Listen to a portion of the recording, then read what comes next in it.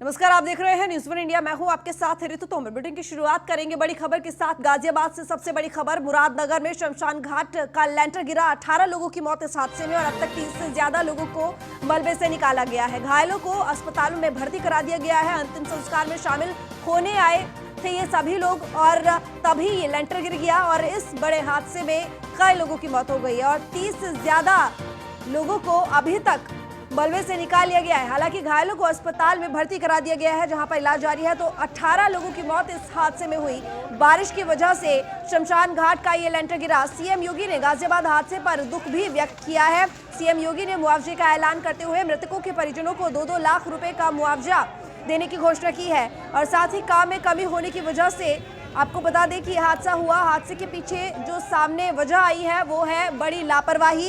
1 महीने पहले ही हुआ था लेंटर का निर्माण, लेकिन उसके बावजूद जरा सी बारिश क्या हुई, लेकिन ये लेंटर भरभरा के गिर पड़ा और साथ ही 18 लोगों की मौत इस बड़े हादसे में हो गई है।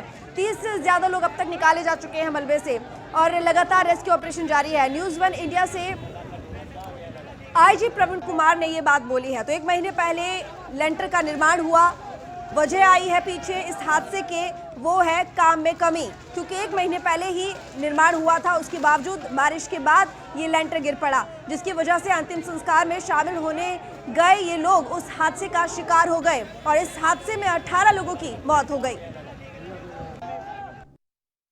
करते जॉब कर लेते हैं। हाँ। तो नया लेंटर पड़ा है तो उसके नीचे ही खड़ी हुई है। कितने दिन पहले पड़ा है नया लेंटर? 2-3 महीने पहले मेरे हिसाब से। हाँ। मेरे सामने पड़ा था। अच्छा अच्छा अच्छा। और एकदम से धड़ाम से नीचे पूरा लेंटर आ गया। कितने लोग होंगे उस लेंटर के नीचे? जी हमें तो अपना मालूम है कि मेरे ख्याल में 85 तो मर गए होंगे। 85 मर गए होंगे, मतलब बड़ी संख्या में लोग थे वहाँ पे।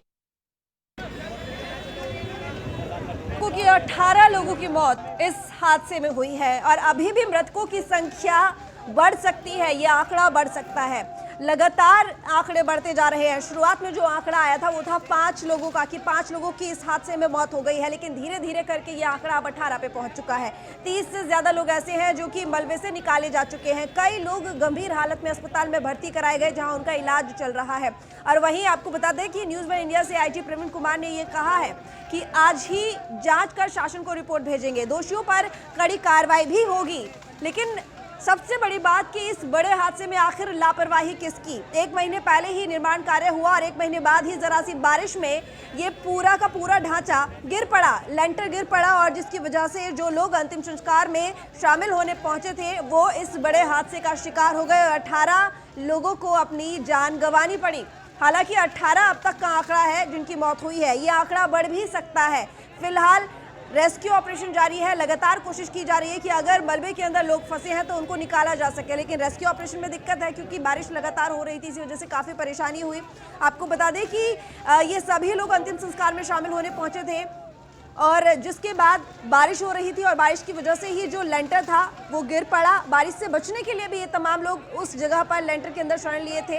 हालांकि अंतिम संस्कार में भी शामिल थे। बताया जा रहा है कि 50 के लगभग उस वक्त घटनास्थल पर लोग मौजूद थे, लेकिन जैसे ही लेंटर गिरा सभी लोग लेंटर के अंदर दब गए और अब तक आपको बता दें कि 18 लोगों की मौत हो चुकी है। आंकड़ा बढ़ सकता है। 30 से ज़्यादा लोग निकाले जा चुके हैं मलबे से। लगातार कोशिश की जा रही है, रेस्क्यू ऑपरेशन जारी है कि अगर लोग अंदर और फंसे हैं तो उनको निकाला जाए।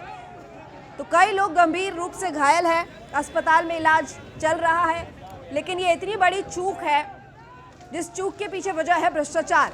निर्माण कार्य में कमी की गई, जिस तरीके से निर्माण किया गया इस ढांचे का वो साफ दिख रहा है कि बारिश हुई और लेंटर नीचे गिर पड़ा। इन लोगों को क्या पता था कि जिसके अंतिम संस्कार में शामिल होने गए हैं उस वक्त इन लोगों की भी एक हादसे में मौत हो जाएगी। हालांकि सीएम योगी आदित्यनाथ ने गाजियाबाद हादसे पर दुख व्यक्त किया है और सीएम योगी ने मुआवजे का ऐलान करते हुए 2-2 लाख रुपए देने की घोषणा की है मृतकों के परिजनों को।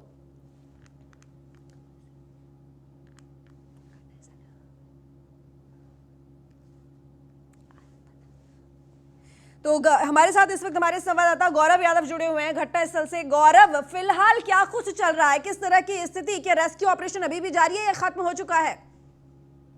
देखिए, रेस्क्यू ऑपरेशन तो खत्म हो चुका है। यहाँ पर जो मलबा है उसे साइड में कर दिया गया है, सभी लोगों को हॉस्पिटल भेज दिया गया है। 18 लोगों की मौत की पुष्टि हो चुकी है और 12 से ज्यादा लोग ऐसे हैं जिनकी हालत गंभीर बताई जा रही है। बाकी लोगों का उपचार चल रहा है। आइए हम आपको कुछ कंस्ट्रक्शन दिखा देते हैं। यहाँ पर ये जो कंस्ट्रक्शन हुआ है सारा का सारा नया कंस्ट्रक्शन है और कंस्ट्रक्शन की हालत किस तरह की है ये आप बखूबी समझ सकते हैं। आइए आपको दिखा देते हैं कि ये भी जो कंस्ट्रक्शन है ये नया कंस्ट्रक्शन है और इस कंस्ट्रक्शन का ये जो लेंटर है, आइए इस लेंटर पे निगाह डलवा देते हैं। लेंटर चटका हुआ है और इस पे पानी भी इसमें से लीक हो रहा है। आप देखेंगे साफ तौर पे जो लेंटर है ये चटका हुआ है, नया कंस्ट्रक्शन है और इसमें से पानी लीक हुआ है। पूरा का पूरा लेंटर है।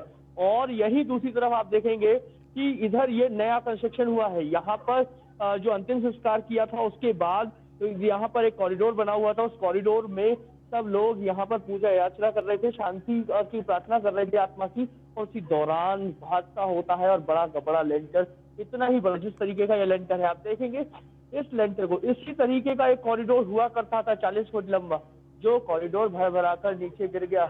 और सबसे बड़ी चीज ये है कि ये लेंटर देखिए इसमें से पानी निकल रहा है। वहीं दूसरी तरफ आपको दिखाएंगे कि इस लेंटर में तरेड़ भी बताई जा रही है। ये दिखा डाल लेते हैं कि ये देखिए ये नया लेंटर है और इसमें अभी से ही दरार पड़ चुकी है, चटक रहा है। अभी कंस्ट्रक्शन कार्य खत्म भी नहीं हुआ, पुताई भी पूरी नहीं हुई और इसी बीच में इसमें जो है दरार भी पड़ चुकी है। यानी कि साफ तौर पर जग जाहिर है कि किस तरीके का कंस्ट्रक्शन यहाँ पर कॉन्ट्रैक्टर की तरफ से किया जा रहा था।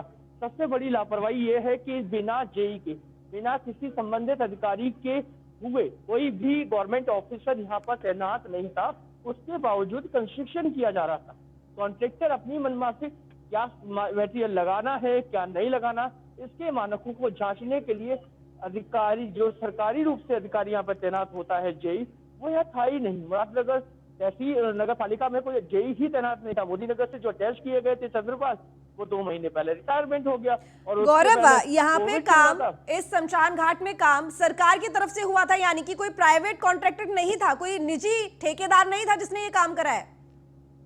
देखिए सबसे बड़ी चीज ये है कि जब गवर्नमेंट कोई कॉन्ट्रैक्ट निकालती है तो अपने यहाँ रजिस्टर्ड कॉन्ट्रैक्टर्स को ही अलाउ करती है कि वो कॉन्ट्रैक्ट कंस्ट्रक्शन करें। और इसी कंस्ट्रक्शन में नगर निगम और नगर पालिकाओं में रजिस्टर्ड कॉन्ट्रैक्टर है अजय त्यागी, जिन्होंने अपनी मैसर्स अजय कंस्ट्रक्शन कंपनी यानी अजय कंस्ट्रक्शन फर्म पर ये कॉन्ट्रैक्ट लिया था और ये पूरा का पूरा जो स्ट्रक्चर था वो तैयार किया था। और सबसे बड़ी चीज ये है कि जिस दौरान ये कंस्ट्रक्शन हुआ उस दौरान यहाँ पर एक जेई सुपरवाइज करने के लिए एक जेई का तैनाती होनी बहुत जरूरी थी, जो इसका सुपरवाइज करता, लेकिन वो जेई था ही नहीं। तो मटेरियल क्या लगा रहा है कॉन्ट्रैक्टर, किस तरीके का मटेरियल लगना चाहिए, क्या मटेरियल लग रहा है, इसकी बखूबी जांच होनी चाहिए थी, लेकिन वो जांच कभी नहीं हुई।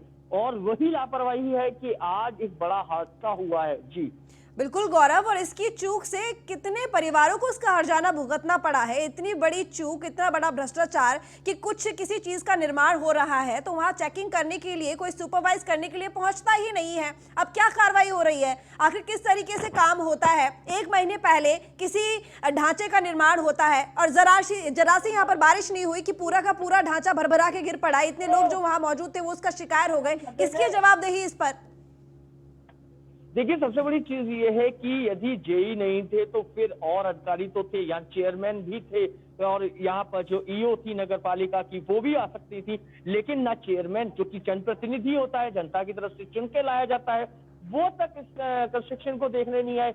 और यहाँ पर जो ईओ थी उन्होंने भी कभी इस जेई नहीं थे तो उन्होंने अपनी नैतिक जिम्मेदारी नहीं समझी कि चलिए हम ही चलते हैं, हम ही जाके जांच करा लेते हैं और कहीं से बाहर से पीडब्ल्यूडी से या इरिगेशन से किसी जांच अधिकारी को जांच लिख देते हैं, उनसे जांच करवा लेते हैं।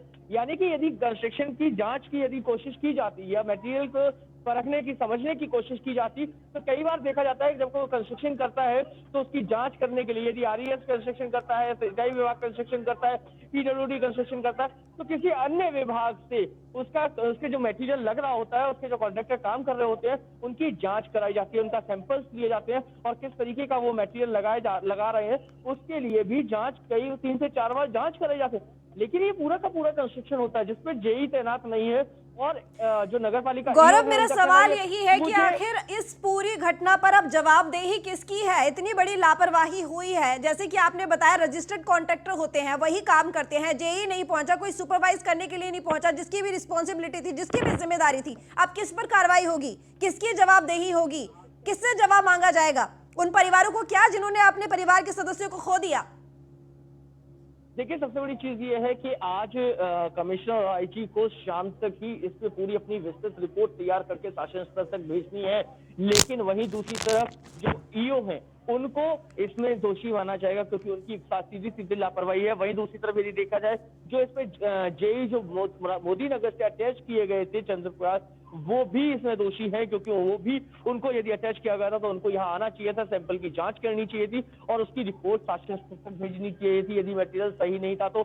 वहीं दूसरी तरफ यदि बात करते हैं कि जो और आला अधिकारी हैं, जैसे कि यहाँ पे जिला अधिकारी हैं, उन्हें भी अपनी तरफ से अपने क्षेत्र में होने वाले कंस्ट्रक्शन को, क्योंकि डिस्ट्रिक्ट एडमिनिस्ट्रेशन संभालने की जिम्मेदारी डिस्ट्रिक्ट मजिस्ट्रेट की होती है और उस एडमिनिस्ट्रेशन के दौरान नगर निगम हो, नगर पालिका हो, कुछ भी हो, वो डिस्ट्रिक्ट एडमिनिस्ट्रेशन के अंडर में ही आती है, जिलाधिकारी के अंडर में आती है। और ऐसे में जिलाधिकारी का भी दायित्व बनता है कि वो भी आते और इस पूरे के पूरे चलिए गौरव, अपनी नजर बनाए रखिएगा, अपडेट देते रहेगा। बहुत शुक्रिया तमाम जानकारी के लिए। सीएम योगी ने गाजियाबाद हादसे पर दुख व्यक्त किया है। सीएम योगी ने मुआवजे का ऐलान किया, मृतकों के परिजनों को 2-2 लाख रुपए देने का ऐलान किया गया है और साथ ही पीड़ित परिवारों के साथ सरकार खड़ी है। मुख्यमंत्री योगी आदित्यनाथ ने कहा, घायलों के बेहतर इलाज सुनिश्चित कराने के निर्देश भी दिए हैं। घटना की जांच रिपोर्ट देने के निर्देश भी मुख्यमंत्री योगी आदित्यनाथ ने दिए।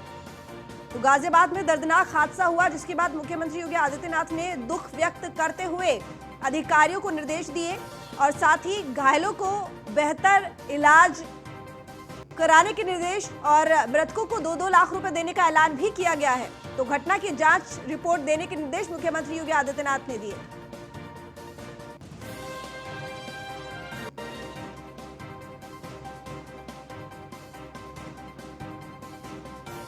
तो पीड़ित परिवारों के साथ सरकार खड़ी है। मुख्यमंत्री योगी आदित्यनाथ ने कहा, घायलों के बेहतर इलाज सुनिश्चित करने के निर्देश दिए, साथ ही आला अधिकारियों को निर्देश दिए कार्रवाई के और साथ ही कहा कि जांच पूरी होने के बाद रिपोर्ट तुरंत दे। तो मृतकों के परिवार को 2-2 लाख रुपए देने का ऐलान भी मुख्यमंत्री योगी आदित्यनाथ ने किया।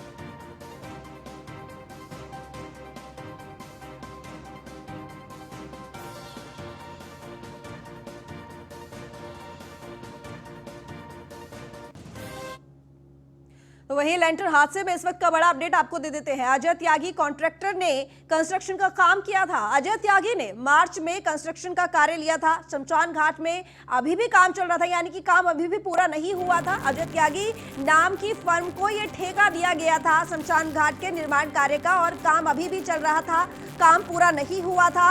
अजय त्यागी नाम का ठेकेदार इस शमशान घाट में काम कर रहा था। कुल 53 लाख का ये टेंडर छोड़ा गया था। मुरादनगर पालिका में कोई जेए भी नहीं था, यानी कि काम हो रहा तो जेए भी मौजूद नहीं था, जो कि ये देखता कि आखिर जो मटेरियल यूज हो रहा है वो किस क्वालिटी का यूज हो रहा है, किस तरीके से काम हो रहा है। तो मुरादनगर पालिका में कोई जेई नहीं था। तो 53 लाख रुपए का ये टेंडर छोड़ा गया था और साथ ही आपको बता दें कि कोई जेई नहीं था। जेई चंद्रपाल सिंह की देखरेख में निर्माण कार्य हुआ। 2 महीने पहले जेई का रिटायरमेंट हो गया, तो डिजाइन की कमी के चलते ये बड़ा हादसा हुआ। सूत्रों के हवाले से ये खबर। तो अजय त्यागी कॉन्ट्रैक्ट ने कंस्ट्रक्शन का काम किया था और कंस्ट्रक्शन का काम अभी भी चल रहा था, लेकिन उससे पहले ही ये ढांचा बारिश के चलते भरभरा कर गिर पड़ा। लखनऊ से खबर है, जहां पर यूपी के गांव तक डाक विभाग अब पहुंचाएगा कोरोना वैक्सीन। ग्रामीण इलाकों के सरकारी अस्पतालों तक वैक्सीन पहुंचाएगा डाक विभाग। वैक्सीन पहुंचाने में डाक विभाग का नेटवर्क काफी मददगार साबित होगा। सरकारी अस्पताल से डाकघर की दूरी का नक्शा शासन ने मंगाया है। कोरोना वैक्सीन पहुंचाने का ब्लूप्रिंट भी सरकार ने मंगाया है। तो इस वक्त की बड़ी खबर आपको बता रहे हैं कि अब डाकघर के द्वारा वैक्सीन पहुंचाई जाएगी। तो यूपी के गांवों तक डाक विभाग पहुंचाएगा कोरोना वैक्सीन। तो कोरोना वैक्सीन पहुंचाने का ब्लूप्रिंट भी सरकार ने मंगाया है। लखनऊ से बड़ी खबर, जहां पर ईज ऑफ डूइंग बिजनेस से प्रदेश में उद्यमियों की राह आसान होगी। निवेश मित्र पोर्टल से जुड़े 10 नए विभाग, बड़ी 166 ऑनलाइन सेवाएं। यूपी को उद्यमियों की पहली पसंद बनाने में योगी सरकार हर कदम पर कामयाब है। निवेशकों को प्रोत्साहित करने के लिए पोर्टल को प्रभावी बनाने की कोशिश की जा रही है। योगी सरकार ने राज्य के विकास के लिए ईज ऑफ डूइंग बिजनेस पर अपना फोकस बढ़ाया है। सरकार की ओर से उद्यमियों को सहूलियत दी जा रही है। सरकार के प्रयास से सैमसंग समेत कई बड़ी कंपनियों ने अपने कदम जमाए हैं। तो निवेश मित्र पोर्टल पर उद्यमियों के असंतुष्ट होने पर उच्च स्तर पर मूल्यांकन किया जाएगा।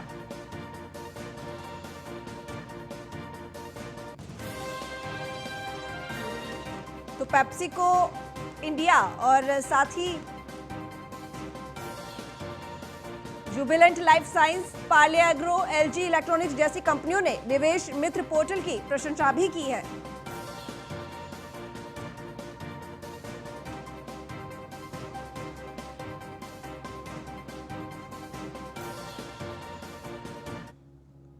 सिद्धार्थनगर जिले में कस्तूरबा गांधी आवासीय बालिका विद्यालय खस्ताहाल स्थिति में है। ज्यादातर स्कूलों में सुविधाओं के नाम पर कुछ भी नहीं है। बाउंड्री वॉल से लेकर पीने का पानी और साफ सफाई से लेकर बाथरूम के दरवाजे भी ज्यादातर विद्यालय में नहीं है। इस विद्यालय का हाल ये है कि 3 साल से यहाँ की बाउंड्री टूटकर पूरी तरह से धराशायी हो गई है। बाउंड्री वॉल और गेट ना होने से आवारा कुत्ते और जानवर स्कूल परिसर में घूमते रहते हैं। वहीं जब हमने इस मामले को लेकर बेसिक शिक्षा मंत्री सतीश द्विवेदी से बात की तो उन्होंने जांच कराकर जल्द कार्रवाई करने का आश्वासन दिया।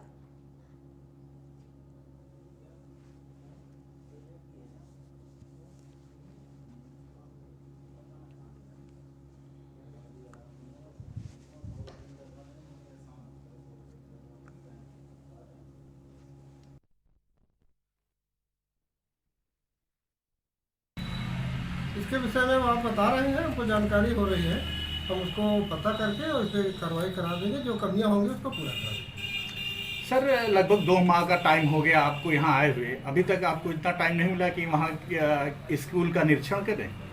स्कूलों का निरीक्षण मेरे द्वारा नियमित किया जा रहा है और जैसे जैसे जानकारियाँ जहाँ होती है उस पर कार्रवाई की जा रही है। Thank you.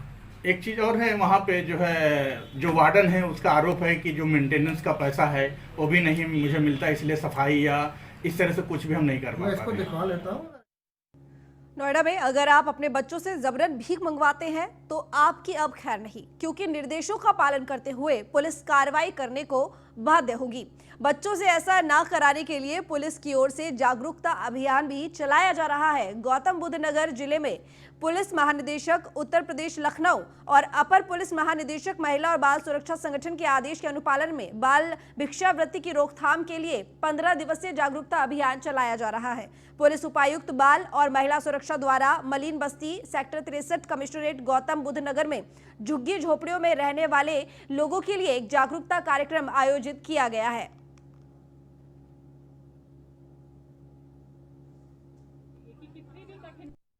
उत्तर प्रदेश में बाल भिक्षावृत्ति को रोकने के लिए एक अभियान चलाया जा रहा है और उसके अंतर्गत हमने गौतम बुद्ध नगर में भी डिस्ट्रिक्ट चाइल्ड लाइन के सहयोग से और अन्य कुछ एनजीओ के सहयोग से सबसे बड़ी मलिन बस्तियों को चिन्हित किया है जहां से सबसे अधिकतम बच्चे भीख मांगते पाए जाते हैं। और सबसे पहले फेज़ में हम इन सभी स्थानों पर जाके जागरूकता अभियान चला रहे हैं और वहाँ रहने वाले लोगों को प्रोत्साहित कर रहे हैं कि वो अपने बच्चों को शिक्षा की ओर ले जाएं और उन्हें भीख मांगने पर विवश ना करें। इसके साथ साथ जब हम यहाँ जा रहे हैं तो लोग बता रहे हैं कि वहाँ पे कोविड महामारी के शुरू होने के समय से स्कूल बंद हैं, उनके बच्चे किसी भी प्रकार की शिक्षा प्राप्त नहीं कर पाए। तो कुछ लोकल एनजीओज़ के साथ मिलके और कुछ कंपनीज़ के सहयोग से हम इन सभी स्थानों पर एक अध्यापक भी उपलब्ध कराना सुनिश्चित कर रहे हैं ताकि बच्चों को अपराध में जाने से रोका जा सके और उनको एक बेहतर और ज़्यादा उज्जवल भविष्य दिया जाए। कुशीनगर से खबर है जहां पर वोटरों ने किया कलेक्ट्रेट में प्रदर्शन। वोटर लिस्ट में हेरफेर को लेकर विरोध जताया। हेरफेर के चलते वोटर लिस्ट से कई नाम गायब। पडरौना विकास खंड के साड़ी बुजुर्ग गांव का ये पूरा मामला है। तो वोटर लिस्ट में हेरफेर को लेकर ये विरोध जताया है। कुशीनगर से खबर है जहां पर वोटरों ने कलेक्ट्रेट में प्रदर्शन किया। वोटर लिस्ट में हेरफेर को लेकर अपना विरोध दर्ज किया। हेरफेर के चलते वोटर लिस्ट से कई नाम गायब। तो पडरौना विकास खंड के साड़ी बुजुर्ग गाँव का ये पूरा मामला। बुजुर्ग ए टोले पर है, साड़ी बुजुर्ग में ए और बी टोला है ना। वहाँ जो है अफसोस से जो है चुनाव होता आ रहा है, पिछला चुनाव भी वहीं हुआ है। ये लोग का के है सब जो है साजिश की तरह से जो है दूसरे टोले पर तिवारी टोला राजस्व रिकॉर्ड में कहीं नहीं है, वहाँ यहाँ एक बूथ जो है वार्ड को तोड़ करके जो है एक बूथ वहाँ ले गए हैं, जहाँ दोनों टोलों के बाहर है। ये दोनों गांव के बीच में जो है 500 मीटर की दूरी है। दोनों गांव के बीच में जो है कन्या जूनियर हाई स्कूल और प्राइमरी पाठशाला, जहाँ 10 कमरा है, सब सुविधा है। वहाँ जो है PWD के रोड पर है। रंभा श्रीवास्तव जो है BLO थी, जो है गांव में कभी नहीं आई है। विनय सिंह वहाँ के वर्तमान प्रधान है, उनको मिली भगत से सब। हमारी 2 मांगे हैं, 3 बूथ हमारे यहाँ हैं, जबकि एक बूथ का 80-85 वोटरों का नाम फीड हो गया है। दो बूथ का लगभग 250 लोगों का नाम फीड नहीं हुआ है, जो कि सर्वथा अनुचित है। और दूसरी मांग है कि पहले प्राइमरी स्कूल साढ़ी बुजुर्ग उत्तर टोला पर बूथ हुआ करता था, लेकिन वहाँ कोई सवारी, कोई गाड़ी पहुँच नहीं पाती थी। छोटी गाड़ी जाती थी, ट्रक, निर्वाचन अधिकारी, कर्मचारी लोग ट्रक से या बस से, बड़ी बस से लोग जाते। कन्नौज से खबर है, जहां पर घर के बाहर खेल रहे किशोर को दबंगों ने अगवा कर लिया है। कुकर्म करने का प्रयास करने की शिकायत करने से दबंग नाराज थे। किशोर की चचेरी बहन ने जिलाधिकारी से अपील की, दबंगों से भाई को मुक्त कराने की अपील की है। तिरवा कोतवाली क्षेत्र के रानी अवंतीबाई नगर का ये पूरा मामला है, जहां पर किशोर को दबंगों ने अगवा कर लिया। तो कुकर्म करने का प्रयास करने की शिकायत करने से दबंग नाराज थे, जिसके बाद किशोर की चचेरी बहन ने जिलाधिकारी से अपील की और दबंगों से भाई को मुक्त कराने की भी अपील की है। है कि वो बच्चा था मेरा चाचा का लड़का, मेरे पास रह रहा था, तो वो लोग उसने नागेंद्र तिवारी के खिलाफ दुष्कर्म की रिपोर्ट लिखवाई SP ऑफिस में। तो उनको पता चल गया, जब यहाँ से आदेश गया तो उन्होंने 31 तारीख को हमारे बाहर लड़का खेल रहा था हमारे देवरानी के लड़कों के साथ, तो वो ज़बरदस्ती कट्टा दिखा के नागेंद्र तिवारी और सचिन गुप्ता और सिब्बू तीनों लोग उठा के ले गए। जब हम लोगों ने जाना तो गए वहाँ थाने में, तो रिपोर्ट नहीं लिखी गई, और कोतवाली में गए तो वहाँ भी नहीं लिखी गई। वहाँ से भगा दिया और कह दिया कि तुम कहीं भी जाओगी नहीं सुनवाई होगी, सब जगह शासन प्रशासन हमारा है। और नरेंद्र राजपूत, कैलाश राजपूत और ये सब हमारे आदमी हैं। सुब्रत पाठक सांसद जी, तुम ऊपर तक जाओगी कुछ नहीं सुनवाई होगी तुम्हारी। और बहुत अभद्र गालियाँ तिरवा थाने में और कोतवाली में दी गई हमें। इसलिए हमारा कहना है कि इन लोगों के प्रति कड़ी से कड़ी सख्त। लग्जरी गाड़ियों पर बत्ती लगाने का कल्चर फिर हावी होता हुआ नजर आ रहा है, जबकि प्रधानमंत्री नरेंद्र मोदी के फरमान के बाद साल 2017 से पूरे देश में VIP कल्चर खत्म करते हुए मंत्रियों और अफसरों की गाड़ियों से बत्तियां हटवा दी गई थी। लेकिन अफसरों का बत्ती प्रेम फिर से परवान चढ़ता जा रहा है। आज ट्रेजरी में चार्ज लेने पहुंचे प्रतापगढ़ के नवागढ़ जिलाधिकारी डॉक्टर नवीन बंसल की गाड़ी में बत्ती नजर आई। हालांकि गेट से निकलने के बाद 500 मीटर दूर जाकर बत्ती जलनी शुरू हुई। यही नहीं, साथ रहे CDO अश्विनी पांडे भी अपनी गाड़ी पर बत्ती लगाकर मौजूद रहे।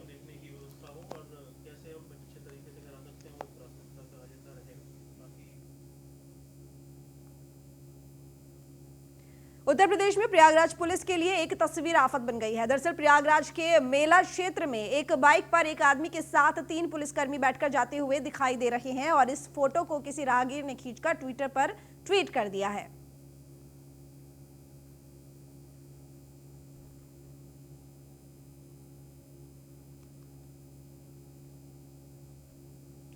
फिलहाल इस बुलेटिन में इतना ही। देखते रहिए न्यूज़ 1 इंडिया।